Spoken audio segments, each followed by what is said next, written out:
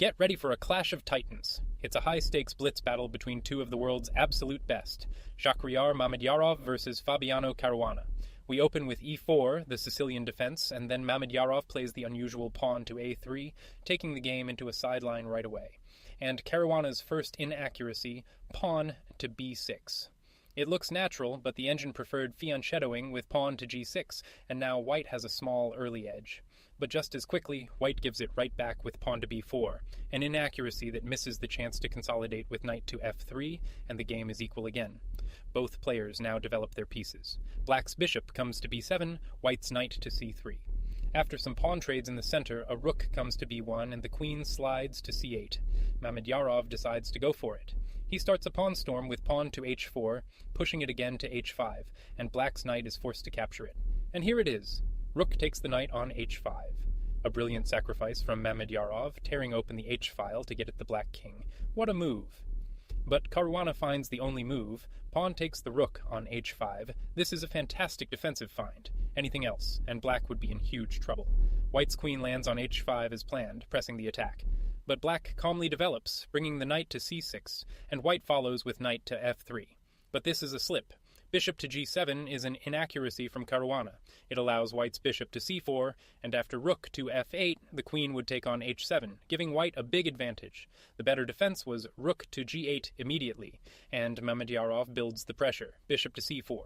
The knight drops back to d8, and the other bishop develops to b2, eyeing the weak king side. Another defensive slip from black, knight to e6. This allows white to strengthen his grip even further. Again, rook to f8 was the more resilient move. White wastes no time, the bishop takes the knight on e6, and pawn takes the bishop on e6. A great recapture, the only move that keeps black in the game. Here's the key idea. After knight to a4, the bishop can take the pawn on e4, the bishops are traded on g7, and the rook comes to g8 to defend. And now it's white's turn to slip. Knight to g5 looks tempting, but it's an inaccuracy that lets the entire advantage disappear. Knight to a4 was the way to keep the pressure on, and Caruana finds the perfect response. Rook to f8 is a great move, completely neutralizing white's threats and securing the position. We are back to equal. Wow. Knight to b5. A brilliant move from Mamedyarov, just when things were quieting down. He throws another piece into the fire to create new complications, and black's bishop takes the bishop on b2, a great response. This is the only way to meet the threat and keep the balance. The point is that if white recaptures with the rook, black plays pawn to a6, and after knight takes the pawn on h7, pawn takes the knight on b5. The position is still level. But Mamedyarov, in this complex position, makes a major error. He had a strong continuation here. The best way was rook takes the bishop on b2. After pawn to a6, knight takes the pawn on h7, pawn takes knight on b5, and knight takes the rook on f8. White is still in control. But in the game, white plays knight takes the pawn on e6, and this is a huge inaccuracy that completely hands the advantage over to black. The game turns on a dime again. Caruana has a winning position, but he makes a shocking mistake. The win was there for the taking.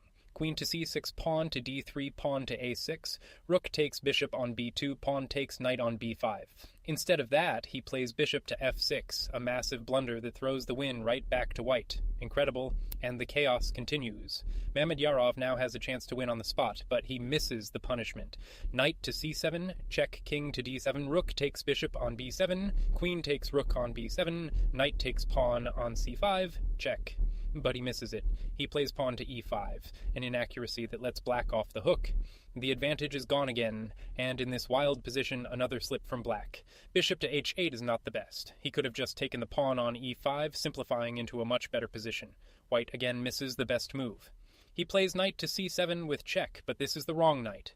The other knight to c7 was the key, leading to a winning attack. And with that mistake, Caruana finds the great king to d8. A fantastic move, escaping the immediate danger and stabilizing his position once again.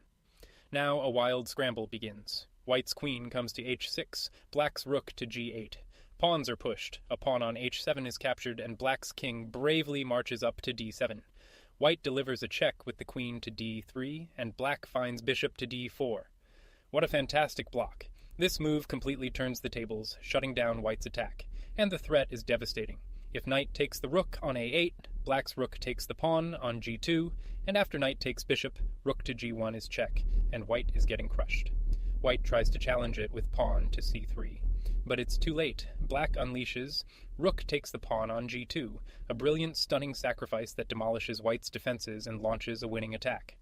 White is forced to take the bishop on d4, but now Black's pawn marches forward to c4, adding to the pressure.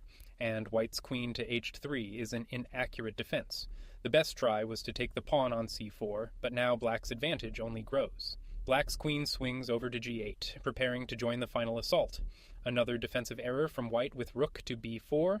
The position was already difficult, but this just makes Black's task easier.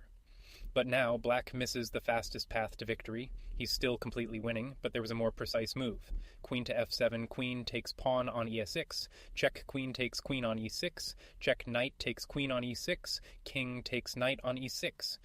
Instead, he plays queen to g6, an inaccuracy that allows White to complicate things just a little bit.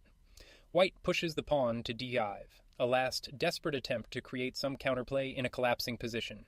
And Black's rook crashes into g1 with check, a great move by White king to e2. This is the only way to avoid immediate disaster and prolong the game. Black forces the issue with a queen check to e4, and White is forced to block with the queen on e3. But the pressure is relentless. Black finds the great check, queen to g4, keeping the White king in a box. The pawn blocks on f3, but another check comes on g2, forcing the White queen to f2 to defend. And here, an inaccuracy from Black. Rook to g8 is a bit slow. The crushing move was bishop takes the pawn on d5, which would have ended the game much more quickly. White gets one last gasp. Pawn takes the pawn on e6 with check.